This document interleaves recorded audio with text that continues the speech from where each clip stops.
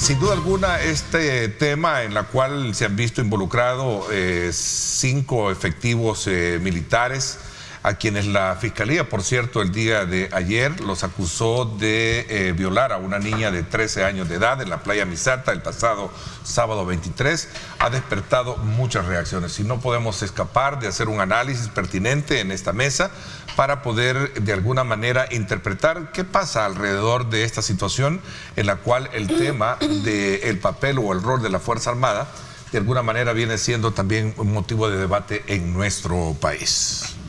Veamos, Juan, para que nos pongan en contexto y abrimos el debate esta mañana. Primeramente, sí, quiero condenar enérgicamente.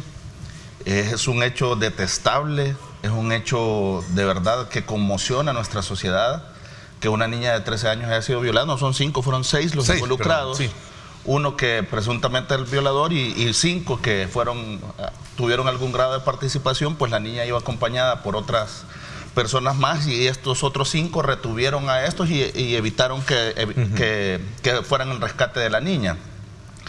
Lo importante es que la institucionalidad ha funcionado, en el sentido de que los capturaron en su momento y ahorita ya la Fiscalía presentó la acusación y espero que sea una condena, que tengan los elementos suficientes y que se aplique todo el peso de la ley.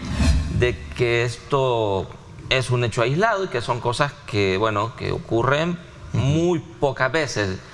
Yo más bien invito a pensar, no estoy acusando a la institución armada ni a la Policía Nacional Civil, pero más bien invito a pensar si esto no es sintomático también de una expresión de abuso de fuerza y de autoridad en el territorio, sobre todo cuando desde las altas esferas del poder se les da tanta responsabilidad, tanto poder a agentes de autoridad que tienen un poder limitado en el territorio, ¿no? Pero digo, cuando, por ejemplo, desde la Policía Nacional Civil se dice, los policías son los jueces de la calle, no, momento, eso no es así, perdóneme, pero ¿cómo se va a asumir eso por parte de quienes en el territorio tienen contacto con la gente y cómo asumen esas declaraciones?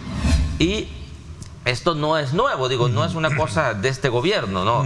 Los abusos de autoridad se han dado en gobiernos anteriores, sobre todo en el gobierno anterior del FMLN, las ejecuciones extrajudiciales eran una característica. Y ahí hay casos judicializados de policías que cometieron ejecuciones extrajudiciales. Por eso digo, puede ser algo sintomático esto, no un hecho aislado. Yo percibo claramente que el modus operandi con el cual se realizó o se ejecutó esta violación es un modo que ya lo venían ejecutando. Yo me atrevería a asegurar que allá afuera en el territorio, en esa zona, hay más víctimas, más niños o niñas, porque a veces podrán ser niñas, como en este caso, lamentablemente, pero habrán otros que sus orientaciones son hacia niños. Entonces, en esa zona, por lo menos, no podemos generalizar nosotros y manchar el nombre de nuestra Fuerza Armada, que día a día los elementos de esta institución ponen a riesgo su vida para defender nuestra seguridad. Carlos, ¿qué suma? Mira, yo creo que hay a través de esto todo último esto que estás diciendo creo que es importante. ¿Sí? No es la institución armada la que está en el banquillo de los acusados. ¿No? O sea, hay malos elementos de la institución armada y tienen que ponerle atención para depurarlos definitivamente. Pero yo creo que este caso nos deja varias lecciones. Por un lado, la Fuerza Armada tiene que tomar medidas para que este tipo de situaciones de abusos y de cometimiento de actos delictivos por parte de sus miembros en un despliegue nacional en temas de seguridad pública tiene que ser revisado y tiene que ser mejor controlado. Y es que todos tenemos claro una cosa, y Tania más o menos tocaba el punto, y es que la Fuerza Armada no está preparada para dar servicios de seguridad pública. Su función y su misión es otra, ¿verdad? Y ellos están en este momento acompañando un esfuerzo en materia de seguridad pública, pero cuando encontramos patrullas solas, ¿verdad? Retenes, bueno, te lo digo puntualmente, en Santana, en el peaje de Santana, ahí hay un permanente retén de la Fuerza Armada. No hay un solo policía. Te detienen, te piden documentos y papeles. O sea, creo que la Fuerza Armada, ya el mando de la Fuerza Armada debería de tomar otras medidas para que de alguna manera se puedan evitar este tipo de casos, porque ese personal no está preparado para esa interacción en materia de seguridad pública, y por eso es que se cometen estos abusos. O sea, en este caso ha sido una violación. Hay lecciones que nos deja este caso también. Creo que es importante que el ciudadano entienda el poder que tiene. Este caso ha sido resuelto de esta manera por la presión ciudadana. Vea, ¿por qué te lo digo? Primero fue denunciado por el movimiento de trabajadores policiales. Por eso, pero cuando fue denunciado de alguna manera ya había sido público, un periodista lo hizo público, pero en otro momento, en otro caso, hasta por personas que le echan una mala mirada a un perro, los capturan y los exponen en el momento. Aquí la policía, ni la Fuerza Armada, ni la Fiscalía dijeron ni pío. A los tipos fueron capturados el sábado. Al día siguiente, te aclaró también, al día siguiente de conocerse esto, el ministro me lo aceptó acá. Claro, pero te lo aceptó porque fue público. Obviamente, le pregunté. Hubo un mal procedimiento, porque es cierto que los capturaron a 5 al día siguiente, pero en realidad tuvieron que haber sido capturados los 6 el mismo día, en el mismo acto. Y ojo que en la noche del sábado los capturaron a las 6, pero soltaron a 5. O sea, pero mi punto es que todo fue expuesto por un periodista. La policía no dijo nada, la fiscalía no dijo nada. Y pasaron una semana entera hasta el día de ayer que fueron presentados debido a la gran presión pública. Por lo menos por ahora me parece que sigue siendo necesario que nos apoyen, pero definitivamente con el control de la policía. La policía tiene una responsabilidad, creo que es la top en esta situación, y hay información que a estos elementos de Fuerza Armada, cuando son retirados del lugar, los pobladores ya los habían rodeado y que ellos son extraídos.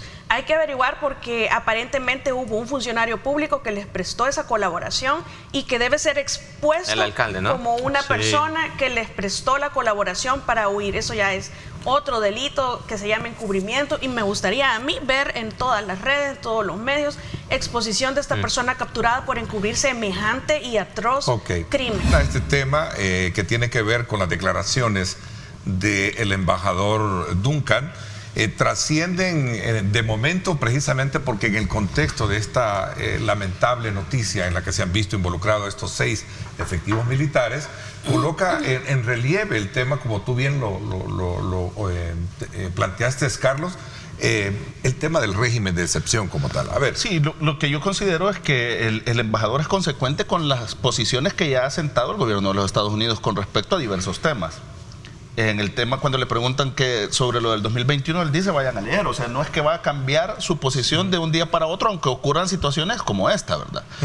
El periodista lo aborda al embajador y le pregunta, pero él mantiene el mismo discurso en cuanto al debido proceso también, que lo dijo en el tema, en el contexto de la independencia, ¿verdad? Y es un llamado al regreso al debido proceso. Y en ese punto me quiero detener un poco. Debido proceso aquí hay. Nada más que por el régimen de excepción, los tiempos se alargan en el tema de la detención por el término de inquirir.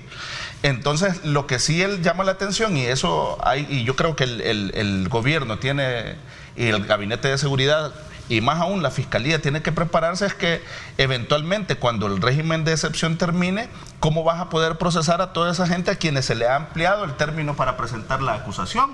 Porque si el régimen de excepción, por ejemplo, se terminara de golpe, como algunos ahí quieren decir que se suspenda por un momento, posiblemente personas a las que todavía no les han hecho audiencia inicial saldrían libres en automático, porque el periodo solo puede ser 72 horas y se pueden ampliar otras 72 horas sin régimen de excepción. Pero el régimen de excepción permite que sea hasta 15 días. Entonces, el problema en esa fase transicional es que tiene que tener una capacidad, tanto la fiscalía como los tribunales, de procesar todas las personas detenidas y a quienes todavía no se les ha hecho audiencia inicial. Entonces, por eso no lo puedes quitar de golpe, en mi razón jurídica, ¿no? En donde yo me di a la tarea de explicar cerca de 18 decretos de reformas y creaciones de leyes en materia penal, solo en materia penal, que han corrido en paralelo con el régimen de excepción, y que una vez el régimen de excepción, en el eventual caso de que dejara de estar vigente, esas reformas casi dejan las mismas condiciones, a excepción de los plazos de la detención. Y de la detención sin pruebas, pues. Exacto, pero por ejemplo, sí, y la que a mí me parece más grave, solo dejo esto porque me parece que es importante. La más grave son las reformas a la ley de intervención de las telecomunicaciones que cambian tanto la redacción de los artículos que abren la posibilidad para que incluso el jefe de escuchas de la Fiscalía solicite la intervención, siendo una autoridad administrativa, ¿no? Es decir, un juez. Las cosas... no se han analizado todas estas reformas, todos estos cambios en el ordenamiento jurídico salvadoreño, que digo yo, bueno, el gobierno y las ha impulsado pensando en que si en algún momento el régimen de excepción deja de tener cierto nivel de aprobación y es necesario, por conveniencia política, dejarlo sin efecto, las reformas aprobadas casi dejan las mismas condiciones. Creer que se puede replicar el método Bukele, como se dice en otros países, es una falacia que utilizan algunos políticos para atraer votos, pero lo real es que este método todavía no está escrito, entonces no puedes decir sirve o no sirve si no está escrito. Sí sirve porque aquí hemos tenido muchos beneficios y lo estamos viviendo a diario. Lo que sucede es que se tiende a satanizar el régimen de excepción por la parte negativa que no encuentra respuesta en la actualidad en las autoridades con la contundencia con la que se debe. Por ejemplo, lo que sucedió ahora con los militares o ex militares, porque me imagino que les van a quitar la sagrada investidura de defender nuestra seguridad, acompañando a la policía, pero lo cierto es que solamente es una parte. El régimen es una parte en donde la Fuerza Armada acompaña. Abusos de autoridades se dan en todas las instituciones de este país, solo que aquí se politiza todo. ¿Es cierto esto? ¿Se estará politizando? El régimen de excepción es la medicina amarga que se necesitaba en este cáncer delincuencial el cual vivíamos. Como herramienta de la política de seguridad, el régimen de excepción ha sido una piedra angular de todo este proceso, pero... Perdón, bien ha servido como una herramienta política y de control social también. Y la verdad que ha sido mal implementada, porque los abusos se han dado y son latentes, más de 30.000. Pero no por eso no sirve el régimen o el resultado de la política, mejor dicho. Por eso, pero yo no voy a decir que es una buena política si tengo 30.000 inocentes presos en las cárceles desde hace 2 años y 300 muertos. Pero con esos 30.000 inocentes, yo voy a cuestionar ese dato, porque realmente no tenemos nosotros, cuestionan que no hay información, pero tienen el dato. Son inocentes hasta que se demuestra lo contrario en un proceso. Sí, hay que hacer la acotación, pero aparte de eso, está documentado de todas las personas que han salido liberadas de estos 7.000. Pero no son 30%. Bueno, de estos 7.000. Eso es lo que dice una señora que no tiene ni siquiera una asociación. No dice una señora. Instituida. La Comisión Interamericana de Derechos Humanos tiene metodologías para poder recabar información y dar este tipo de reporte. Esto no esto no es un invento de Cristosal. O sea, para aclarar un poco el tema. Es otra asociación que no tiene. No, pero una asociación no es asociación igual. O sea, yo lo que quiero llegar es que la cifra, si es una cifra relevante, es una cifra respaldada por organismos de derechos humanos a nivel internacional que tienen metodologías para poder determinar este tipo de impactos de políticas de seguridad pública. Y además, Carlos, creo que con esto estarán de acuerdo todos, en que hay que ir por encima de la propaganda gubernamental también, porque cuando el gobierno habla de régimen de excepción y de los capturados, nos presenta al mundo la imagen de gente tatuada completamente de su rostro, de su piel, gente que uno no tiene ninguna duda de que son los criminales. Y la oposición se pregunta que cómo saben que son pandilleros. Espérate, Juan. Bueno, eso es lo que se ve a nivel internacional, ¿no? Pero la intención de la propaganda gubernamental es hacernos creer que las 70.000 personas comparten esas características. Y no es cierto. Yo no tengo ninguna duda de que esa gente que está tatuada completamente son miembros de pandillas, son los que extorsionaban, son los que violaban, son los que mataban gente. Y que la mayoría ya estaban capturados. ¿Sabes qué es lo que pasa? No comparten esas características. Esa generalización de la que están hablando es que la realidad nuestra es compleja y en el tema de seguridad sumamente compleja. Ahí hemos visto pastores detenidos, pero cuando les quitan la camisa, el tatuaje lo andan escondido. Entonces no necesariamente... Muchos de ellos tienen el derecho de haberse reconvertido también. No toda la vida van a ser delincuentes. Sin haber pagado los asesinatos anteriores. Pero no sabes. Por el hecho de que un pastor tenga un tatuaje no quiere decir que ha matado a alguien. No, pero es que si el tatuaje es de la 18... Mira, es que si el tatuaje es de la 18 y es de la MS, sí se han matado gente. Utilizan la investidura de pastor Pero entonces aquí, porque alguien tiene un tatuaje, ya mató gente. Mire, hasta señoras, si es que si son miembros de las pandillas, para ser miembro de pandillas y para tener cierta jerarquía en la pandilla, tenés que haber matado gente. Entonces de que todos son malos y que nadie se puede reconvertir. Mire, es que alguna participación delictiva, para ser parte de la agrupación delictiva de las pandillas, para tener el tatuaje, tener cierto grado de jerarquía. Y para tener en la jerarquía tuviste que participar en un hecho delictivo. Yo creo que el gobierno no puede suspender nada de lo que tiene en este momento vigente, llámese hasta el régimen de excepción, porque es lo único que le permite contener y mantener el clima de seguridad que en este momento tiene. No tiene otra herramienta más que esa. O sea, el punto es que mientras no exista otra cosa, ellos lo van a sostener y lo van a mantener, porque si no esto se les va a salir de las manos y se les va a salir de control. Entonces creo que la llamada del embajador cuando les dice queremos ayudar a esa transición, creo que el gobierno y el presidente de la República tiene una oportunidad de oro para el país. Creo que cuando el embajador lo invita y le hace esa llamada, cuando le dice hay que mejorar la economía, hay que contribuir a hacer un despegue económico de este país, hay que contribuir en este tema de la transición del régimen de excepción, creo que se refiere a eso. El presidente debería de alguna manera, creo que abrirse un poco más y convocar a todo el país y a todos los sectores de este país para que contribuyan a diseñar una forma de retornar a la normalidad y que estos resultados en materia de seguridad pública puedan ser sostenibles y permanentes. Ya se habló de la sexta fase del Plan Control Territorial y la figura de la nueva Dirección Nacional de Integración. Yo creo que no es la respuesta. Yo lo que quiero es retomar lo que el mensaje que mandaba el televidente. Es que eso es lo que supera cualquier análisis. O sea, aquí nos podemos, la practicidad aquí no podemos, está mire, es que tranquila en la colonia. Aquí nos podemos sentar y poder decir, algunos van a decir que el régimen es malo, otros van a decir que es bonito. La realidad que ahora viven nuestras comunidades, en donde no podían entrar, que había que apagar las luces, bajar el vidrio y para que el que estaba posteando te viera y es el que una iba persona solo no podía cruzar de una calle a otra. Es correcto, de todo eso. Esa realidad supera cualquier análisis. La gente en su día a día ahora vive tranquila. Yo he visto varios emprendimientos, tienditas que han surgido, que en otro momento yo estoy 100% seguro que no hubiesen podido emprender o ya tuvieran renta, ya les hubieran montado sus empleados. Entonces, es una realidad bien compleja y al ser una situación compleja necesitaba una respuesta compleja y eso es lo que ha hecho el Estado, eso es lo que ha hecho el gobierno. Yo creo que cuando el embajador dice transición, es que realmente cuando yo hablo de empoderamiento, él habla de transición, yo hablo de empoderamiento ciudadano y desempoderamiento de las estructuras criminales.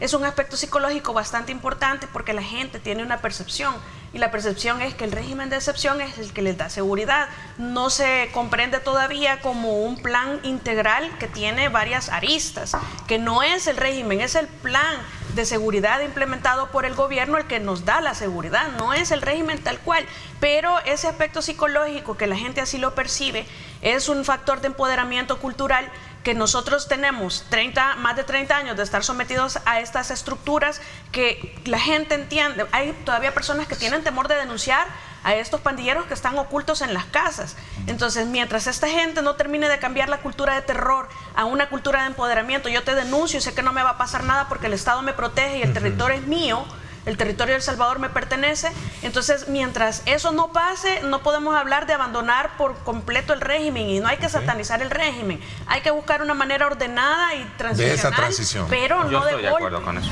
Estando además en un año preelectoral, todo esto juega también, ¿no?, en materia político-electoral. El régimen de excepción, por supuesto que la gente la gente cuando piensa en el régimen de excepción, inmediatamente en su cabeza se instala el tema de la percepción de seguridad, ¿no? Claro. Indudablemente. Y está amarrado. O sea, no se concibe una cosa sin la otra. Yo pienso que lo que Estados Unidos está diciendo ahora mismo es, en esas otras estrategias, no de corto plazo, sino de largo plazo, de mediano plazo, que hagan que la institucionalidad funcione. Y por eso es que el embajador habla de seguridad sean abordando los factores multicausales que propician violencia en El Salvador y que hoy día no se están abordando. Bueno, de la encuesta yo creo que siempre los alcaldes por alguna razón salen bastante mal evaluados. Creo que cambió una postura que me pareció ver antes, no sé si de estos mismos encuestadores o de otros, en donde se manifestaba de que querían que siguiera el mismo partido, pero con diferente candidato. En esta situación, en esta encuesta ha variado un poco esa respuesta. Y otro punto importante que me parece resaltar a forma de inicio de debate es el aspecto que dice mucha gente, el 85%, si no recuerdo mal, que si fueran las elecciones ya sí saldría a votar, lo que extrañamente contraría algunos resultados de otras encuestas sobre el abstencionismo, ¿verdad? Hemos tenido pésimos alcaldes y después de estos pésimos alcaldes hemos tenido los alcaldes actuales, que son peor que pésimos, ¿no? Pero no es solo responsabilidad de ellos, porque esta gente llegó sin FODES. Y cada cosa que necesitan hacer, si su alcaldía es de las que dependían fundamentalmente del FODES, que la mayoría son así, hay que pedírsela a la DOM, ¿no? Entonces allí hay un jueguito perverso porque los alcaldes llegaron con poca o casi nada capacidad para ejecutar planes y todo pasa por una oficina centralizada, cuando se supone que los municipios existen, sean 42 o sean 262, para descentralizar las funciones del Estado y estar más cerca del territorio, algo que ahora mismo se está desdibujando, ¿no? La reforma electoral que el presidente impulsó, aprobada por la Asamblea Legislativa en tema de reducción de municipios y el tema de los diputados, el efecto que tendrá es darle más poder del que iba a tener si las cosas estuvieran como estaban antes. Ese argumento no es del todo válido. Y yo te lo explico.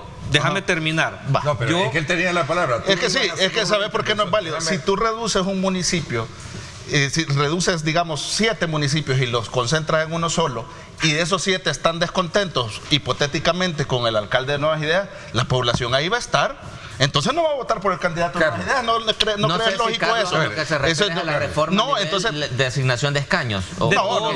Es que también, mira, entonces, toda la reforma si la población ahí va a estar, entonces si están descontentos, toda la reforma van a ir a votar por otro candidato. Tiene un objetivo electoral para darle más poder a Nuevas Ideas. Te lo explico. No lo necesitamos. Te lo explico. Si las encuestas te lo están diciendo, no necesitas mover electoralmente. Porque Nuevas Ideas, por decirte, bajo el régimen que teníamos, bajo las reglas que teníamos anteriormente en tema de diputados, Nuevas Ideas sacó 56 diputados.